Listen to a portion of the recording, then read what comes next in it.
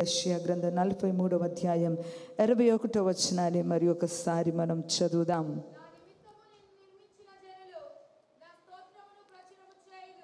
నా నిమిత్తము నేను నిర్మించిన జనులు నాకు స్తోత్రమును ప్రచురము చేయుదురు. ఈ నెల వాగ్దానము దేవుడు మనతో మాట్లాడిన వాడై ఉన్నాడు. మనమేమై ఉన్నాం, మనల్ని అసలు దేవుడు ఎందుకు పుట్టించాడు?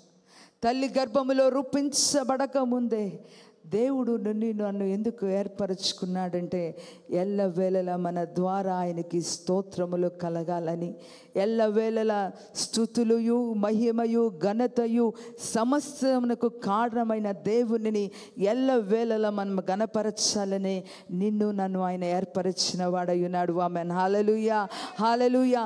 మనం పుట్టుట ద్వారా ఆయనకి మహిమ రావాలి, మనం వెదుగుటము ద్వారా ఆయనకి మహిమ రావాలి, మనం జీవించటము ద్వారా ఆయనకి మహిమ రావాలి.